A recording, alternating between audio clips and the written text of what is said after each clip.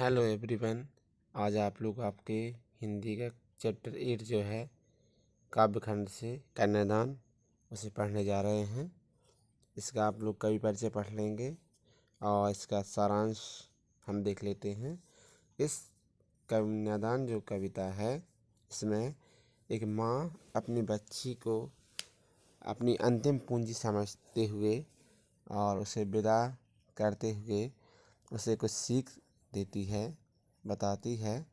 और मेन सारांश जो है अपनी इस कविता का, इस कविता में माँ बेटी को स्त्री के परंपरागत आदर्श रूप से हटकर जीने की सीख दे रही है।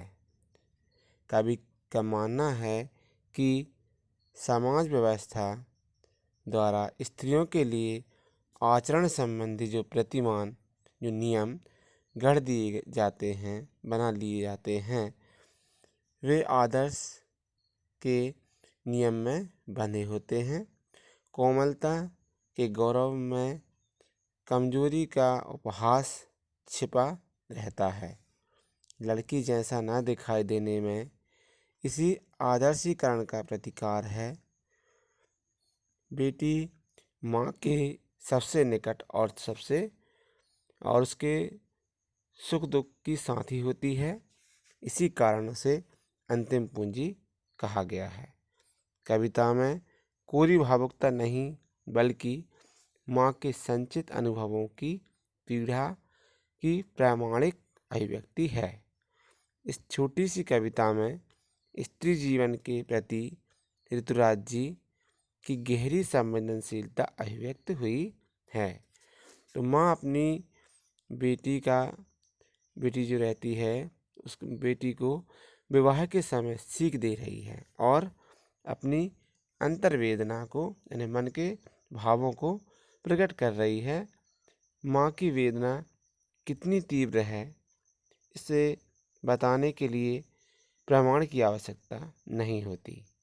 यह पीड़ा स्वाभाविक होती है। माँ को ऐसा लग रहा है कि बेटी उसकी अंतिम बची पूंजी है, उसे भी वह दान में दे रही है। अभी आप पढ़ेंगे तो इस कविता में तो आपको समझ में आ जाएगा। माँ के अनुसार उसकी बेटी अभी सयानी समझदार नहीं हुई है। वह तो भोली, अति सरल है, यानी सीधी है।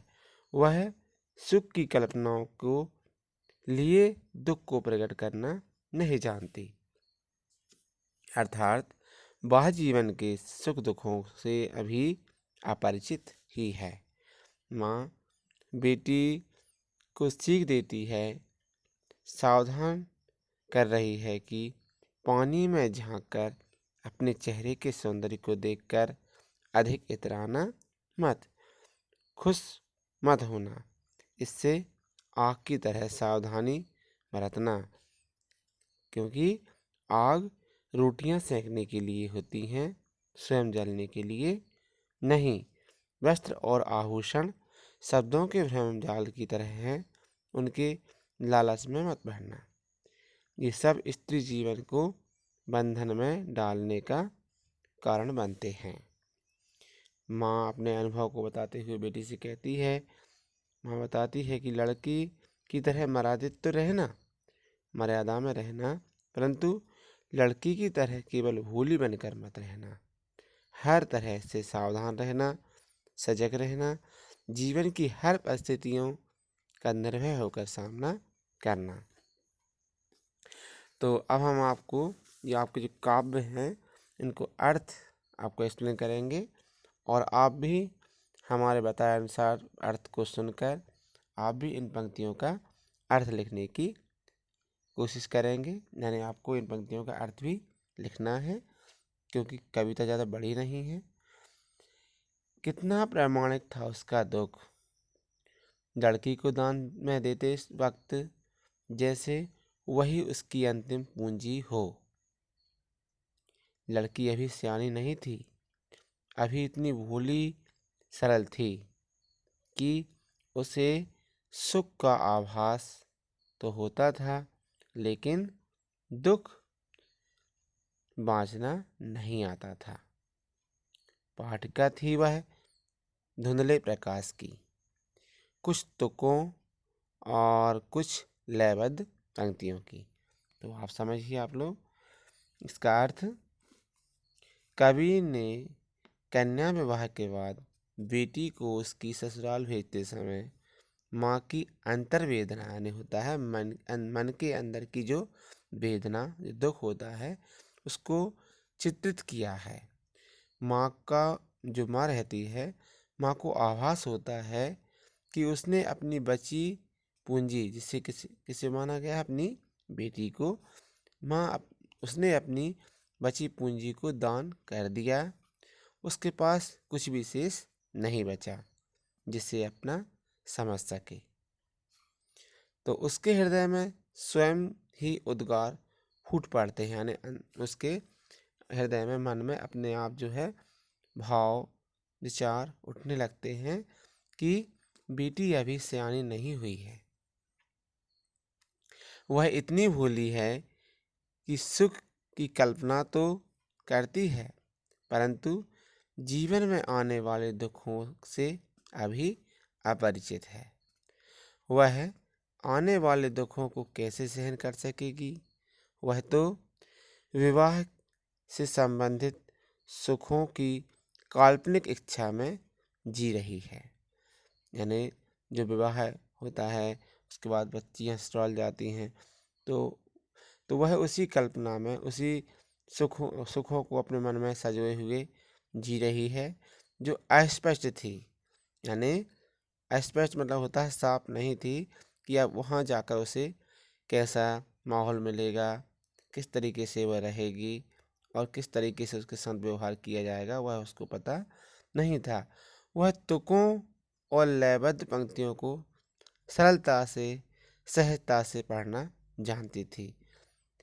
काव्य में जो काव्य के गंभीर भावों को समझने में असमर्थ थी। यानी वह तो वह समझती थी कि मैं ससुराल जाऊंगी, मुझे अच्छा भरा पूरा परिवार मिलेगा, सब लोग मेरे साथ अच्छा व्यवहार करेंगे, ये तो समझती थी। लेकिन ऐसा नहीं कि ऐसा हो।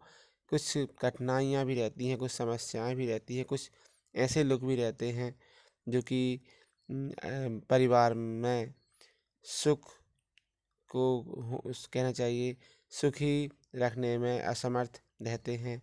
तो उनका भी सामना उस लड़की को करना था, यह उसको पता नहीं था। यही कहा गया है कि काव्य के गंभीर भावों को समझने में असमर्थ थी। अतः बेटी ससुराल में सहज सुख की कल्पना कर रही थी, जो अस्पष्ट थी, ससुराल की कठिनाइयों से परिचित नहीं थी। तो ये हो गया आपका पहला पैराग्राफ। अब आप देखें, इस पैराग्राफ से आपके क्वेश्चन भी बन सकते हैं। मान लो आपको अपठित पद्यांश आ गया एग्जाम में, तो आपको ये पैराग्राफ दिया रहेगा। उसके बाद आपको क्वेश्चन बनेगा कि माँ का कौन सा दुख प्रामाणिक था। तो आप कहेंगे विवाह के अवसर पर कन्यादान करते समय माँ जो दुख अनुभव कर रही थी, वह दुख प्रामाणिक था, क्योंकि बेटी को कन्यादान स्वरूप वर पक्ष के हाथों सुपुर्द करते समय माँ के मन की पीड़ा स्वाभाविक होती है, उससे किंचित भी कृत्रिमता नहीं होती। तो हमने आपको एग्जाम्पल समझाया है। इस तरीके से काव्य में अपठित काव्य रहता है, अनसीन पैसेज जिसे आप कहते हैं, आ जाता है। तो यदि काव्य में आएगा तो आप इसको पढ़कर इसके अनुसार आप इसका उत्तर लिख सकते हैं।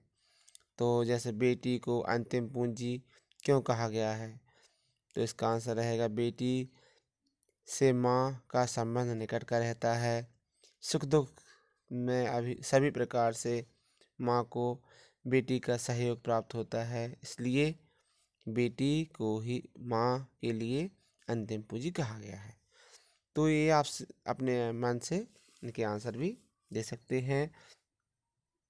फिर एक क्वेश्चन और बन सकता है आपका, बेटी अभी सयानी नहीं थी, मैं माँ की अंतर्वेदना क्या है। यानी बेटी अविस्यायी नहीं है। इसी आधार पर माँ क्या कहना चाहती है? तो माँ के स्नेह में पली बड़ी बेटी उसके लिए सरल ही होती है। इसके अतिरिक्त माँ जानती है कि बेटी को परिवार से हटकर मनुष्यों के कटु व्यवहार की जानकारी नहीं है। ससुराल पक्ष के उस व्यवहार को कैसे सहन कर पाएगी जो छल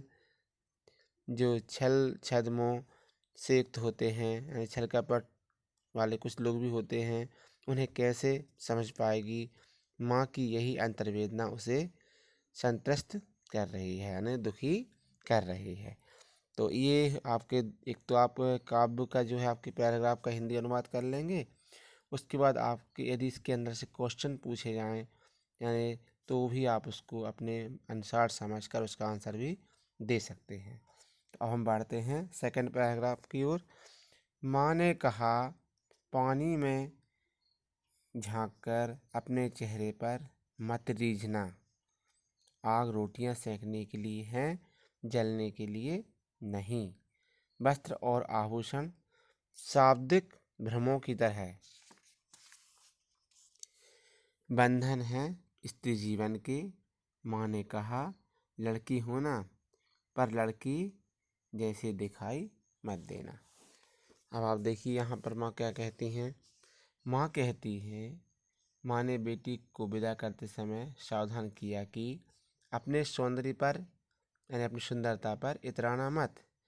सजग रहना, जागरूक रहना और किसी के प्रशंसात्मक शब्दों में न उलझकर अपने जीवन को बंधन मुक्त रखना। यानी कुछ लोग ऐसे रहते हैं जो कि आपकी प्रशंसा करते हैं और वह अपना काम निकालना चाहते हैं। वह सोचते हैं कि आपकी बड़ाई करेंगे वो और आप उनके बातों में लगकर उनके विचारों को, उनके जो भाव रहते हैं उन्हें नहीं समझ पाए आप, और वह आपके साथ हो सकता है कि आपसे कुछ काम निकलवाना चाहें। तो ये कहा गया है कि उलझकर अपने जीवन को बंधन मुक्त रखना, ना उलझकर, यानी उनके प्रशंसात्मक शब्दों में आपको क्या उलझना नहीं है। सच और कहना चाहिए झूठ जो रहता है, जो सही भाव और गलत भाव को पहचानना सीखना कि और माँ समझा रही है कि पानी में अपने सौंदर्य को देखकर इतराने का प्रयास मत करना। इससे आग के समान सावधान रहना। आग रोटियां सेकने के लिए होती है, स्वयं जलने के लिए नहीं। अतः सभी कार्य करते समय अति सावधानी बरतना। शाब्दिक भ्रम, शाब्दिक भ्रम हमने अभी आपको समझाया था, जो आपकी बड़ाई प्रशंसा करते हैं उसके शाब्दिक भ्रम की तरह अर्थात प्रशंसात्मक शब्दों की तरह वस्त्रों और आभूषण के भ्रम में मत पड़ना।